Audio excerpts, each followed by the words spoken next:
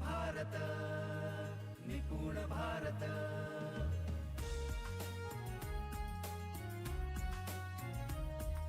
निपुण भारत निपुण भारत। ये डर अलग अलग प्रकार का हो सकता है। वो डर वेतन का हो सकता है, कोई कुछ बोल न दे इसका हो सकता है। सोचिए, हम शिक्षक के तौर पर बच्चों को पढ़ाने का काम कर रहे हैं, हम स्कूल जाने का काम कर रहे हैं। बहुत ऐसे काम हैं जो हम रोज करते हैं। ये काम हम क्यों कर रहे हैं? हमें मुख्याध्यापक कुछ बोलेगा क्या? कोई पालक घड़ी देखेगा क्या? ये सब क्या है? डर है। इसलिए मैं समय पर स्कूल पहुंचता हूँ।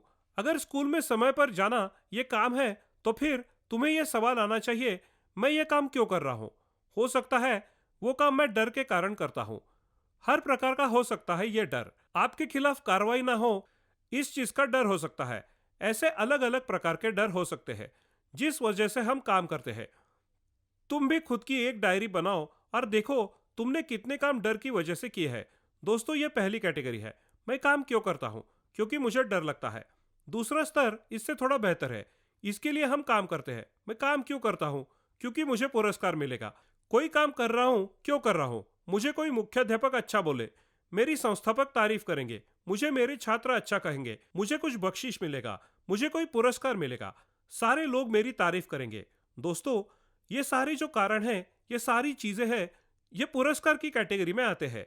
मैं काम क्यों करता हूँ उसकी पहले कैटेगरी है डर। मैं डर की वजह से काम करता हूँ। और दूसरी कैटेगरी है जो थोड़ी ऊपर के स्तर पर है, वो कैटेगरी है पुरस्कार। मैं काम क्यों करता हूँ? क्योंकि मुझे बख्शिश मिलने वाला है। देखो, ये वेतन कैसा दोनों तरफ से है।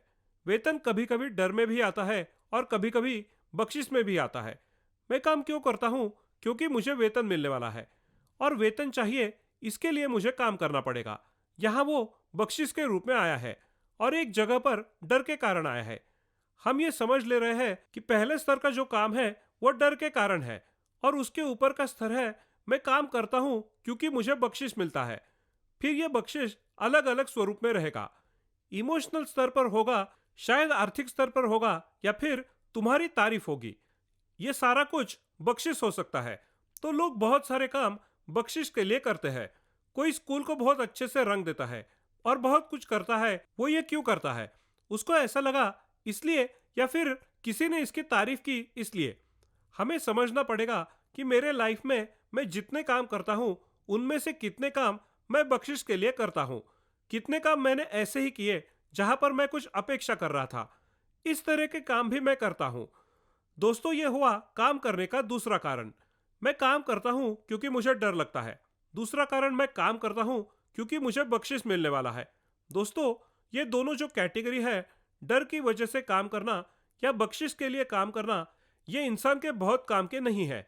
इसमें बहुत सारा सुख और आनंद नहीं मिलता है। फिर कौन सी कैटेगरी बहुत अच्छे है? आगे भी दो कैटेगरीज आते हैं, उन्हें भी हमें समझना पड़ेगा। मेरे काम करने की तीसरी कैटेगरी है मैंने प्रेरित होकर काम किया है। पहली कैटेगरी में डर की वजह से काम करता हूँ, दूसरी कैटेगरी में बख्शिश के लिए काम करता हूँ, और तीसरी कैटेगरी में मैं काम कर रहा हूँ क्योंकि मैं प्रेरित हो गया हूँ। तीसरी कैटेगरी है प्रेरणा। मुझे प्रेरणा मिली इसलिए मैं काम कर रहा हूँ। तो फिर प्रेरणा ये कैटेगरी क्या है, ये भी हमें समझना पड़ेगा। दोस्तों, हमारे जीवन में ऐसी बहुत सारी चीजें होती है जो ना हमने डर की वजह से की रहती है, ना बख्शिश के लिए। तुमने वो काम किया क्योंकि तुम प्रेरित हुए थे, तुम्हें प्रेरणा मिली थी। इसके एक दो उदाहरण हम देखेंगे।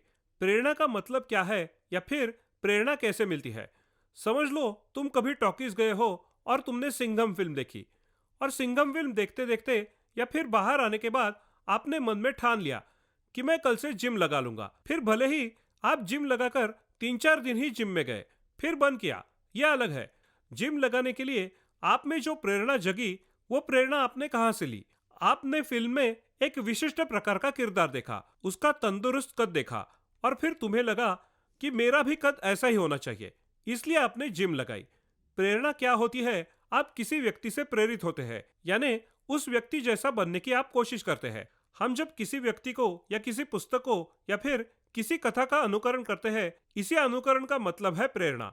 कभी ऐसा भी हुआ है कि मैंने एपीजे अब्दुल कलाम की अग्निपंख पढ़ी और पढ़ने के बाद मुझे लगा ये मेरे भी लाइफ में ऐसा होना चाहिए। कभी ऐसा भी हुआ होगा कि दंगल फिल्म देखकर आपने ठान ली आपके बच्चों के लिए भी आप ऐसे ही करेंगे।